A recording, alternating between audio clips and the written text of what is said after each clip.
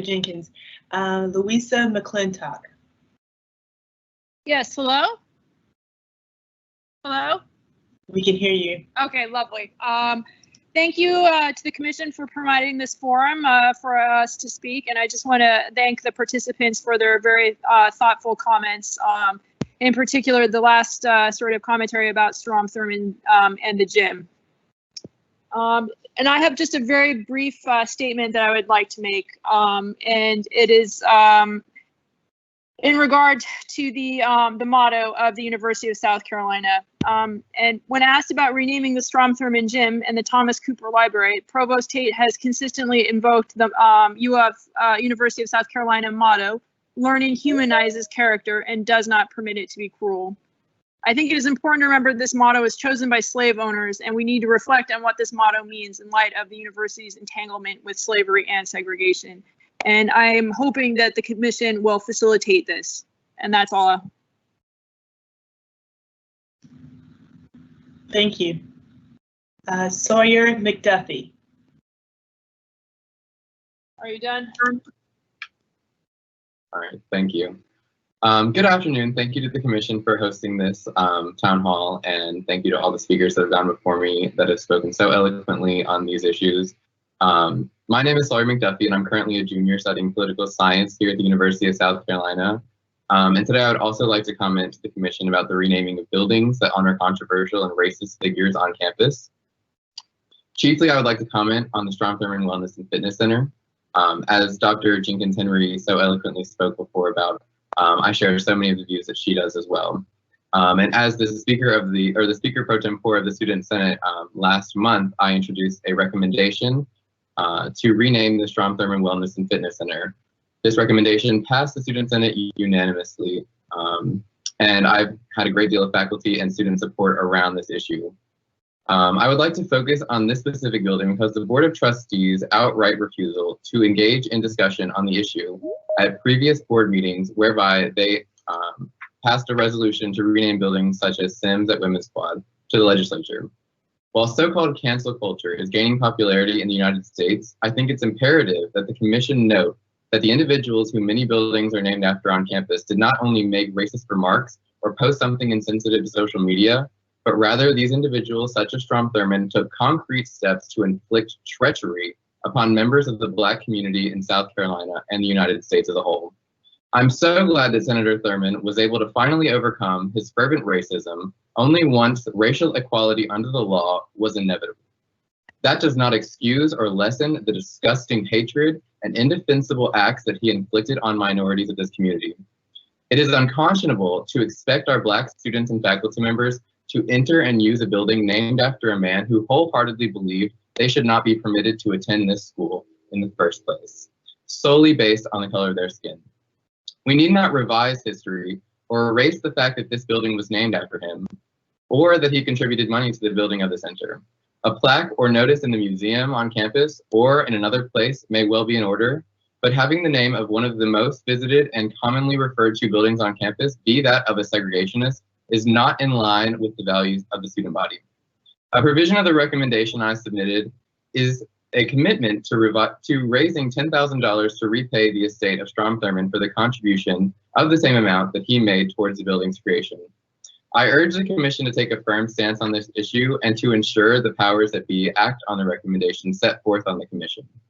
All too often, commissions are created, reports are submitted, and articles are written about things that commissions are created for, only for the institution in question to disregard the findings once public interest wanes.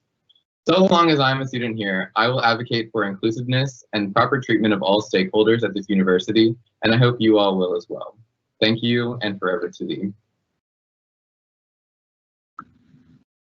Thank you, Sawyer. Laura Cassell. Thank you for the opportunity to join you all today. I'm coming to you as a faculty member at the University of South Carolina, but also as the director of the School of Visual Art and Design. So my comments today represent not only me, but the entire school, the faculty and the staff of the school. What I'd like to do is read a short history of the name of our building, or behind the name of our building. We are located in McMaster College. and the McMaster name is the history that I will read to you today. So McMaster College was named for Columbia lawyer and politician Fitzwilliam McMaster, born in 1826. He was born in Fairfield and educated at South Carolina College, of course now UofSC. McMaster earned the rank of colonel in the Confederate Army. He was the defense attorney for Edward Avery, one of nearly 500 white men indicted for affiliation with the Ku Klux Klan during Reconstruction. Avery, along with almost all the other defendants, was found not guilty of violently intimidating Black citizens from voting in 1872. After the fraudulent election of Governor Wade Hampton III ended Reconstruction, McMaster served as a judge, state representative, and state senator. His advocacy strengthened and expanded the state's segregated public education system that was established during Reconstruction. In the 1880s, he rallied politicians to fund Columbia's schools and helped to found the Winthrop Normal and Industrial College of South Carolina, now known as Winthrop University, to train white teachers. He was also mayor of Columbia and an active member of Camp Hampton, a Civil War veterans organization that promoted the Lost Cause. The local school administration named the building after McMaster when it opened in 1911, honoring his contributions to organizing Columbia's public schools, his Confederate leadership, and his role in white supremacist resistance to Reconstruction. South Carolina's current governor, Henry McMaster, is a descendant of Fitzwilliam McMaster. McMaster School was a public primary school for white children from 1911 to 1956. Architects William Augustus Edwards and Frank C. Walter designed McMaster and 16 other schools according to standardized guidelines established by the state legislature in 1905. Upon its dedication, the state newspaper declared it, quote, the handsomest school building in Columbia, end quote.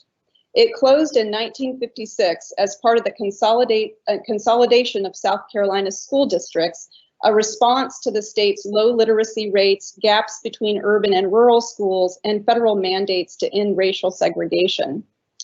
The Richland County School District sold the building to the University of South Carolina in 1960. UofSC renovated the building to house the music and art departments and added an auditorium and a rehearsal hall. The School of Music moved into its own building in 1993, and the Department of Art took over, replacing the auditorium with a substantial addition that doubled the building's square footage in 1999 when it reopened as the Department of Art. The Department of Art rebranded, of course, as the School of Visual Art and Design in 2015. The faculty researched the history of the building this summer and put this history together. And the history has not yet been shared with our students. We are sensitive to the kind of trauma or the impact that might have on our students to know this history. We do seek to share it, but in a way that is sensitive, highly sensitive, and respects our students. We do believe that the removal of the name would support all of the faculty, the staff, current students and alumni to build a more equitable and inclusive dynamic future for the School of Visual Art and Design. So we would like to advocate for the renaming of our building. Thank you for your time. We thank you. And our last speaker is Rand Huff.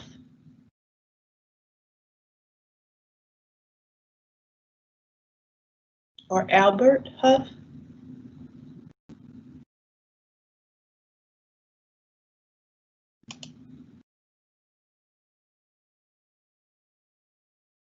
I see you in the list. Are you having problems with your mic or anything? Yeah, sorry, I meant to email you. I won't actually be speaking, sorry. Okay. Well, Dr. Pastides and the remainder of the commissioners, that concludes our public forum for today. We thank everyone for your time, and please visit sc.edu/History Commission for more information or to ask questions or provide comments to the commission. Thank you all. Thank you all. Thank you. Thank you. Thank you. Thanks, everybody. Thanks so much. Thank you.